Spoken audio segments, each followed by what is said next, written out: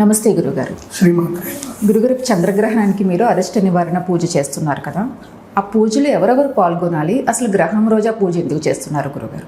గ్రహణ ప్రభావం ఈ విధంగా ఉండబోతుంది. శ్రీ గురుభ్యో నమః. శ్రీమాత్రే. నా రీసెర్చ్లో నేను అబ్జర్వేషన్ చేసింది ఏంటంటే, గ్రహణం అనేటువంటిది చాలామంది జీవితాన్ని తినేస్తుంది. చాలామంది జీవితాలు తినేస్తుంది. ఎవరు ప్రధానంగా గ్రహణ బాధితులు కొంతమంది ఉంటారు. అందులో మీరున్నారా లేదో తెలుసుకోండి. ఈ వీడియో కరెక్ట్గా చూడండి. గ్రహణ వేధ అంటారు.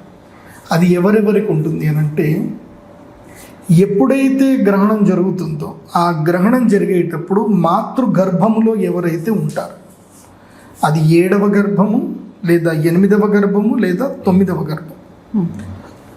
సో 6వ గర్భం నుంచి స్టార్ట్ అవుతుంది. 6వ గర్భంలో ఉన్నప్పుడు గ్రహణం కనుక ఏర్పడితే, అంటే ఈరోజు గ్రహణం ఏర్పడుతుంది, తల్లి గర్భం లోపల శిశువు 6వ గర్భం 6వ నెలలో ఉన్నాడు ఉంటే దాని అర్థం ఏంటంటే, వాడికి ఆ గర్భస్థ శిశువుకి 25% వస్తుంది. 25% వల్ల ఏమంటే కొంచెం మతిమరుపు ఉండడము, తర్వాత డిప్రెసివ్ క్యాండిడేట్స్, అంతకుమించి పెద్దగా ఏముంటుంది, కొంచెం మతిమరుపు వస్తుంది. 6th మంత్ అయితే 7th మంత్ వస్తే 50% ఉంటుంది. 7th month 50%. 50% ఛాన్స్ ఉండడం వల్ల ఏం జరుగుతుందంటే, వీళ్ళు ఎక్కువగా చదవరు, సరిగ్గా ఏ పని పూర్తి చేయరు, చంచల స్వభావంతో ఉంటారు, వీళ్ళకి పెద్దగా అదృష్టాలు ఏం కలిసి రావు. ఇది 50% ఉంటుంది. అంటే 50-50 ఛాన్స్. 8వ గర్భంలో శిశువు ఉండగా గ్రహణం జరుగుతుంది. అది సూర్యగ్రహణం, చంద్రగ్రహణం. చంద్రగ్రహణం ఒకవేళ జరుగుతుంది, ఎందుకోసం 2 గ్రహణాలు వచ్చేస్తాయి. 8వ గర్భంలో ఉన్నప్పుడు ఇటు సూర్యుడు చంద్రుడు 2 గ్రహణాలు 15 రోజుల వ్యత్యాసంలో వస్తాయి. అవి వస్తే ఏమవుతుంది అని అంటే, వీళ్ళకి హార్మోనల్ ఇంబ్యాలెన్స్ డిసీజ్లు వస్తాయి. అంటే వాళ్ళకి పీసీఓడి ఇష్యూస్ రావడము, లేకపోతే ఏమైనా సైకాట్రిక్ ఇష్యూస్ అంత పెద్దగా ఏం రావు. కాకపోతే ఏంటంటే, శరీరంలో అనారోగ్యం ఉంటుంది, రెగ్యులర్గా ఏదో ఒక అనారోగ్యం ఉంటుంది, స్కిన్ ఎలర్జీస్ రావడము ఏదో ఒకటి ఉంటుంది. బట్ 9వ గర్భంలో శిశువు ఉన్నప్పుడు గ్రహణం కనుక ఏర్పడి, ఆ తల్లి కనుక గ్రహణ నియమాలు పాటించకపోతే క్రోమోజోమ్స్లో చేంజెస్ వచ్చేస్తాయి. క్రోమోజోమ్స్లో చేంజ్ రావడం అంటే అర్థం ఏంటంటే, డిఎన్ఏ స్ట్రక్చర్ మారిపోవడం. అప్పటికే కొంతమంది అంటారు, నువ్వేమైనా తెలివిందా నీకు, డిఎన్ఏ స్ట్రక్చర్ ఎప్పుడు మారిపోవాలి, ఓవులేషన్ అయినప్పుడు మాత్రమే క్రోమోజోమ్స్ ఉంటాయి, తర్వాత ఉండవు అనుకుంటారు. Absolutely wrong. మీ రీసెర్చ్ అక్కడికే ఆగిపోయింది. నా రీసెర్చ్ చాలా ఎక్కువగా చేశాను నేను. శిశువు గర్భంలో ఉన్నంతసేపు క్రోమోజోమ్స్ చేంజ్ అవుతూనే ఉంటాయి. అందుకే గ్రహణ మొర్రి అని ఉంటారు. 9వ గర్భంలో ఏ శిశువు పుట్టినా, 9వ గర్భంలో శిశువు ఉన్నప్పుడు ఏ స్త్రీ అయినా గ్రహణం చూస్తున్నా, గ్రహణం టైంలో బయట తిరిగినా కానీ ఆ యొక్క శిశువుకి అనారోగ్యం ఉంటుంది, అంగవైకల్యం వచ్చే అవకాశం ఉంటుంది, శరీరంలో ఏదో ఒక రుగ్మత పర్మనెంట్గా ఉంటుంది, పర్మనెంట్ డిజేబిలిటీ ఉంటుంది. వీళ్ళే పిహెచ్సి క్యాండిడేట్స్, ఫిజికల్లీ హ్యాండిక్యాప్డ్ కేటగిరీకి వస్తారు. లేదా ఆటిజం వచ్చే అవకాశం ఉంటుంది, మైల్డ్ ఆటిజం. ఇది మీరు తెలుసుకోవాలి అనుకుంటే సింపుల్, నేనేం పెద్దగా చెప్పాల్సిన అవసరం లేదు. మీరు కూడా రీసెర్చ్ చేయొచ్చు, మీరు కూడా ఆస్ట్రాలజర్ అయిపోవచ్చు, ప్రదీప్ జోషి లెక్క. ఇప్పుడు మీకు కూడా చెప్తా, ప్రదీప్ జోషి సింపుల్. మీకు ఎవరైనా అంగవైకల్యం ఉన్నవాడు కనబడగానే మీ డేట్ ఆఫ్ బర్త్ ఏంటి అని అడగండి. వాళ్ళ డేట్ ఆఫ్ బర్త్ చెప్పగానే గూగుల్ని అడగండి.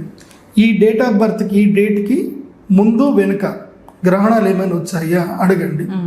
వాళ్ళు పూర్తి అంగవైకల్యంతో ఉంటే పక్క 8వ గర్భము లేదా 9వ గర్భంలో కన్ఫర్మ్గా గ్రహణం ఉంటుంది, డౌట్ లేదు, 100%. ఆటిజం ఉందా చూడండి.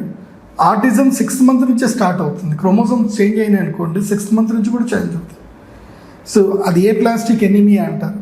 తల్లికి గ్రహణం సమయంలో అది ఎందుకు జరుగుతుంది అనేది ఐడియోపతిక్. అది ఇప్పుడు మెడికల్ సైన్స్లో కూడా కొన్ని ఐడియోపతిక్ డిసీజ్లు ఉన్నాయి. ఐడియోపతిక్ అంటే అర్థం ఏంటంటే, మాకు తెలీదు, కారణం తెలీదు, బట్ ఎందుకు వచ్చిందో తెలీదు. దానికి మేము రుగ్మతలకి ట్రీట్మెంట్ కనుక్కుంటాం. అంటే ఆస్టియో ఆర్థరైటిస్ కానివ్వండి, ఆటిజం కానివ్వండి, ఇంకా కొన్ని ఉంటాయి. వాటికి ఇడియోపతిక్ డిసీజ్ అంటారు. సో వాటికి సొల్యూషన్ ఎత్తకడం కష్టం. కాకపోతే నాకు అర్థమైంది ఏంటంటే ఇలాంటి వాళ్ళందరికీ కూడా గ్రహణం కొంచెం ఉపశమనం ఇవ్వచ్చు. ఉపశమనం మాత్రమే, సొల్యూషన్ కాదు. ఉపశమనం ఇవ్వచ్చు. ఒక్కొక్కసారి లక్కీలీ ఛాన్స్ అమ్మదయ్య కలిగింది, క్యూర్ కూడా అవ్వచ్చు. అది బై గాడ్ గ్రేస్ ఉంది. వీళ్ళకి మేమేం చేస్తామంటే గ్రహణ సమయంలో ఈ వీడియో కనుక మీరు వింటే మీరు గ్రహణ సమయంలో పీఠానికి వచ్చి మీకు మీ దగ్గర డబ్బులు తీసుకోమండి. ఎవరైతే ఇట్లా సమస్యలతో ఉన్నారో మీ దగ్గర అయితే మేము డబ్బులు తీసుకోము. ఎందుకోసమంటే మీరు ఆల్రెడీ ఆ కర్మ విపాకాన్ని మీరు అనుభవిస్తున్నప్పుడు మీ దగ్గర మేము డబ్బులు తీసుకోం. కాకపోతే యాగానికైతే అలో చేయం. యాగంకైతే అలో చేయం. ప్రసాదం వరకు మీకు ఇస్తాం. మీరు వచ్చేటప్పుడు ఏం చేసుకోవాలంటే ఈ ఐడియోపతిక్ డిసీజ్ తోటి ఉంటే ఒక్కొక్క రోగానికి ఒక్కొక్క మందు చెప్తాను. అవి మీరు వైద్యనాథ్ నుంచి ఒక 10 బాటిల్ తెచ్చుకోండి. మీరందరూ కూడా 10 బాటిల్ తెచ్చుకోండి. నేను అక్కడ తేనె అభిమంత్రం చేసిస్తాను. ఆ తేనెని ఆ బాటిల్లో కలిపేసుకోండి. లేదంటే డైరెక్ట్గా వచ్చి తేనెని ప్రసాదంగా తీసుకోనండి. కాకపోతే మీరు ఒక 1 kg తేనె ఇస్తే మీకు 100 grams తేనె మేము ఇస్తాం. అంటే ఆ 900 గ్రాములు పూజకి అందరికి పంచంగా పోయిన మీకు 100 గ్రాములు లక్కీగా మిగిలితే మీకు ఎంత కావాలంటే అంత మీ బాటిల్ నింపుకొని వెళ్ళిపోండి. ఓకే. సో ఎవరెవరికి ఏమేమి తెచ్చుకోవాలో చెప్తాను. ఆర్థరైటిస్, ఆస్టియో ఆర్థరైటిస్ కనుక ఉంటే మహారసనాడి కొన్ని తెచ్చుకోండి. మహారసనాడి ఇంట్లో పెట్టుకోండి. గ్రహణం టైంలో మేము తేనె తెచ్చి ఇవ్వండి. మీరు ఎంత తేనె తెచ్చి ఇచ్చినా మీరు ఒక బాటిల్లో తేనె తీసుకెళ్ళవచ్చు. 10%, అంటే మీరు ఇచ్చిన దాంట్లో 90% వదిలేయాలి, 10% తీసుకుపోవాలి. మహారసనాడి ఆస్టియో ఆర్థరైటిస్ వాళ్ళకి. సైకలాజికల్ ప్రాబ్లమ్స్ ఉన్నాయి. ఆటిజం కానీ, ఆటిజం ప్రాబ్లంలో ఉన్నారు, ఇంకా ఏదైనా సరే సైకలాజికల్ ప్రాబ్లమ్స్, మానసిక రుగ్మతలు, సారస్వతారిష్టం అది పెట్టుకోండి. తేనె తీసుకొని రండి. ఇంట్లోనే పెట్టుకోండి. ఎందుకోసమంటే గాజు పలిపోయే అవకాశం ఉంటుంది. 1-2 బాటిల్ తెచ్చుకున్నా పర్వాలేదు, మంత్రం చేస్తాను. సారస్వతారిష్టం సైకలాజికల్. తర్వాత పిల్లలు పుట్టట్లేదు, ఎంత ప్రయత్నం చేసినా పిల్లలు పుట్టట్లేదు. అశ్వగంధారిష్టం, అశ్వగంధారిష్టం దొరుకుతుంది, అది తెచ్చుకోండి. సంతాన సమస్యలు ఉన్నాయి, వంధ్యత్వం ఉంది, అశ్వగంధారిష్టం తెచ్చుకోండి. తర్వాత 4వది, పిల్లలు సరిగ్గా చదువుకోవట్లేదు, వాడికి బుద్ధిమాంద్యం అట్లాగే ఉంది, వాళ్ళకు కూడా సారస్వతారిష్టం లేదా సరస్వతి లేఖ్యం, సరస్వతి లేఖ్యం కానీ సరస్వతారిష్టం కానీ, పిల్లలు సరిగ్గా చదువుకోకపోయినా. ఇంకొకటి, స్కిన్ డిసీజ్లు బాగా ఉన్నాయి. స్కిన్ డిసీజ్లోనే ఎందుకు వచ్చిందో తెలియట్లా. ఓకే, దానికి పునర్నవాసవ లేదా పునర్నవారిష్ట, పునర్నవాసవం కానీ పునర్నవారిష్టం కానీ, ఇది ఏదైనా సరే తెచ్చుకోండి. గ్రహణం సమయంలో మేము తేనె అభిమంత్రం ఇస్తాం. ఆ తేనె కొంచెం దాంట్లో కలుపుకోండి, తీసుకోండి. ఆ తేనె అమ్మవారికి అభిషేకం చేసిన తేనె.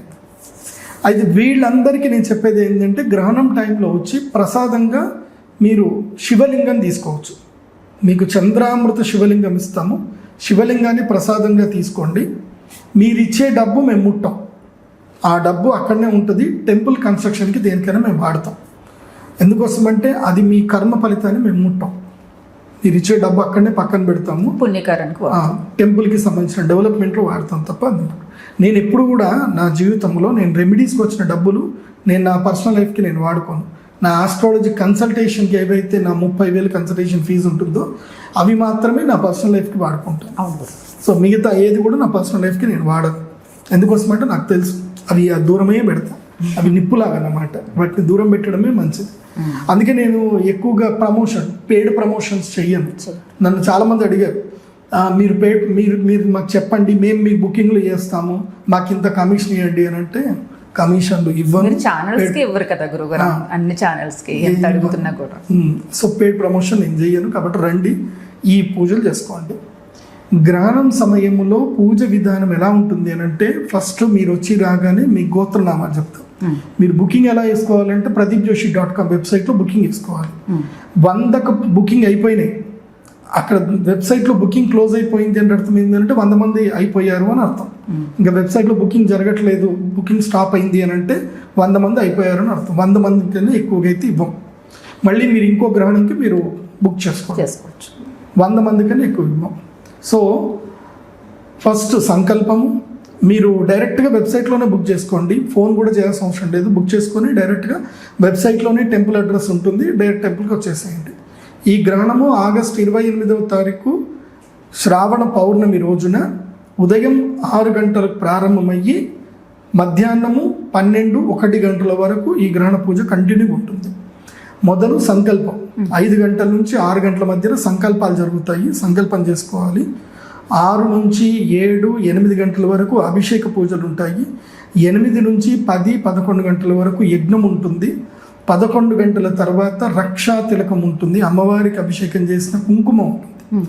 ఆ కుంకుమతో అందరికీ తిలకం పెడతాం, రక్షా తిలకం. మొట్టమొదటిగా రక్షా తిలకం, రక్షా తిలకము తర్వాత రుద్రశూల స్పర్శ, రక్షా తిలకం తర్వాత రెండవది రుద్రశూల స్పర్శ.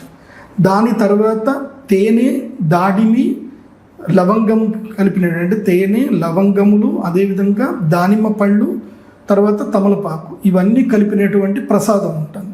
ఆ ప్రసాదం అక్కడ ఇస్తాం, ప్రసాదం స్వీకరించాలి. 4వది లవంగాలు అందరికీ ప్రసాదం ఇస్తాం. ఎందుకోసమంటే అవి ఎప్పటికీ ఉండేటువంటివి కాబట్టి రుగ్మతలు ఎవరికైతే ఉన్నాయో వాళ్ళు ఒకటి నోట్లో వేసుకొని పడుకునేటప్పుడు నోట్లో వేసుకొని పడుకుంటే అమ్మ అనుగ్రహంతో సాల్వ్ అయితే అవుతాయి. సో లవంగాలు, ఏది గ్రహణం టైంలో అమ్మవారికి నైవేద్యం పెట్టిన లవంగాలు అవి ప్రసాదం ఇవ్వడం జరుగుతుంది.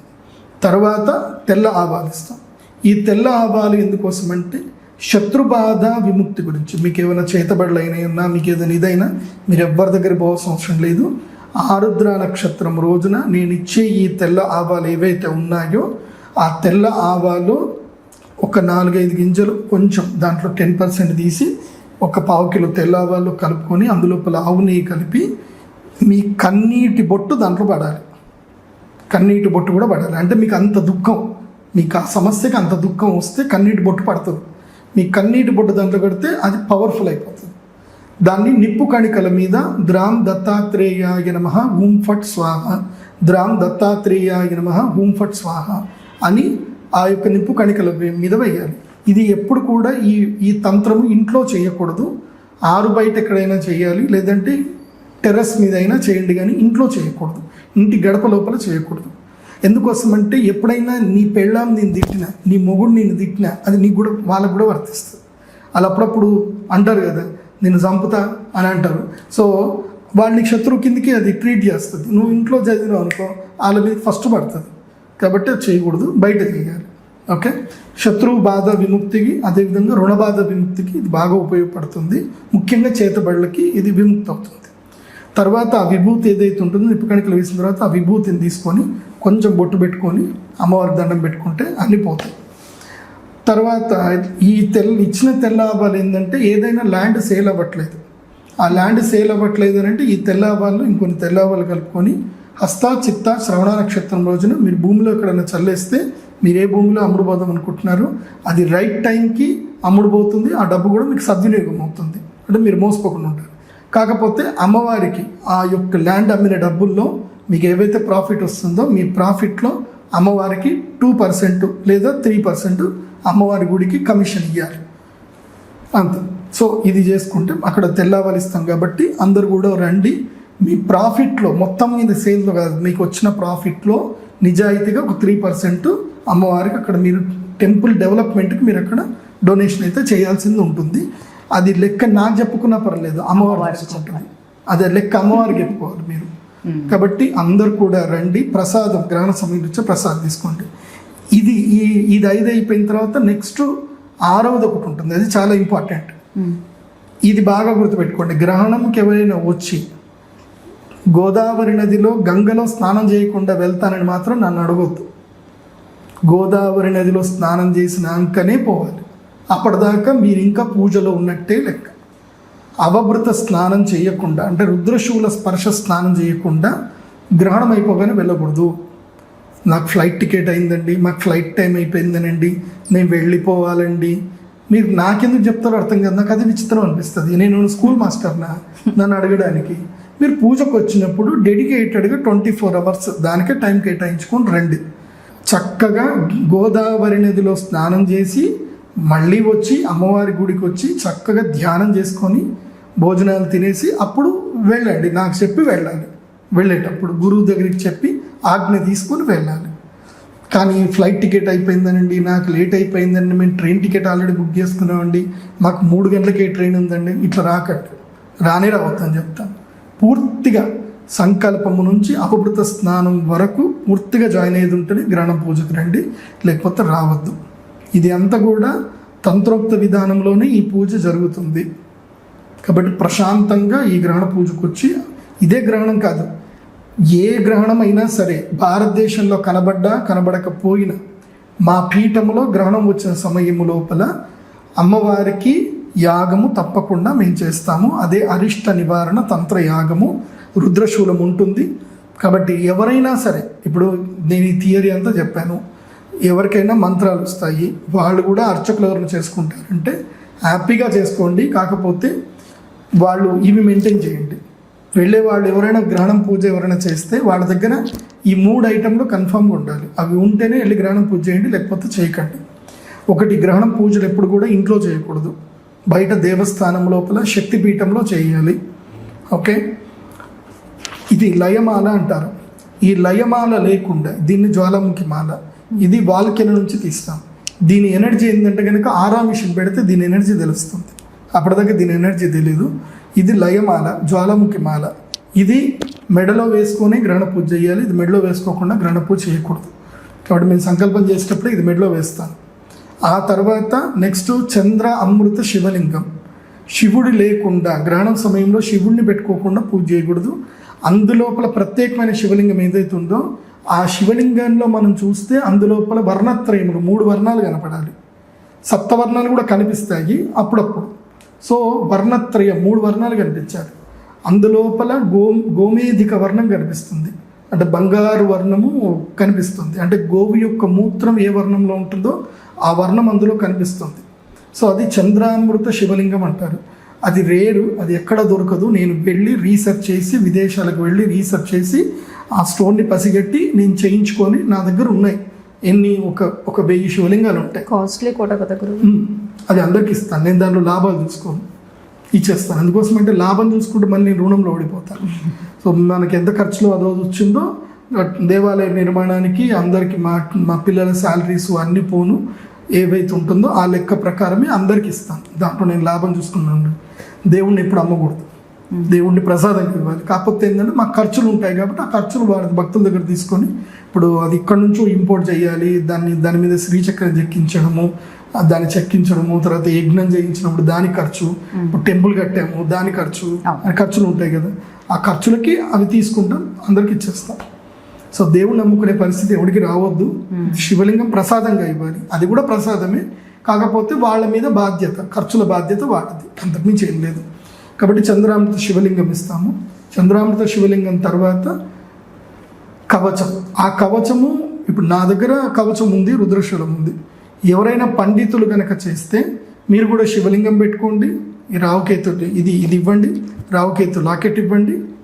కాకపోతే మీరు కవచ సిద్ధి పొందుండండి. ఆ గురువు గారు ఎవరైతే ఉన్నారో వాళ్ళు చండీ కవచము, నవావరణము, త్రిశతి, లేకపోతే షోడశి, ఏదైనా సరే గురూపదేశపూర్వకంగా కవచ సిద్ధి పొందుండండి. తర్వాత హ్యాపీగా చేయండి. ఎందుకోసమంటే నేను ఇంకా కోరుకుంటా, ఇంకో 1000 మంది బ్రాహ్మణులు, 1000కి పైన 10,000 మంది బ్రాహ్మణులు చాలామందికి యాగాలు చేయించి అందరికీ మీరు ఉపశమనం కలిగించండి అని నేను కోరుకుంటాను. ఎందుకోసమంటే అందరికీ నేను చేయలేను కదా, నా కెపాసిటీ 100 మంది, మరి మిగతా వాళ్ళందరి పరిస్థితి ఏంటి? సో అందరూ చేయండి, కాకపోతే ఒక సిస్టమేటిక్గా పద్ధతి ప్రకారం అందరూ చేసుకోండి, అందరికీ మంచి జరగాలి. అది అసలు జనరల్గా గ్రహణం అంటే భయపడాల్సిన అవసరమే లేదంటారు, కానీ వెనక ఇంత ఇవన్నీ తంత్రోక్త విధానాలు ఉంటాయి. తంత్రోక్త విధానం లేకుండా ఇది చేయకూడదు. ఎంత డెప్త్గా చెప్తే అర్థమవుతుంది, ఓహో ఇలా ఉంటుందా అని. నిజంగా ఎవరికి ప్రాబ్లమ్స్ ఉంటాయో చెప్పారు, ఆ ప్రాబ్లమ్స్ ఎలా వస్తాయో చెప్పారు, సొల్యూషన్ చెప్పారు, పైగా మన టెంపుల్లో పూజ కూడా చెప్పారు. చక్కగా అందరికీ మంచి అవకాశం ఇది, అందరూ వినియోగించుకుంటే మంచి జరుగుతుంది. నమస్తే గురువు. శ్రీమాత.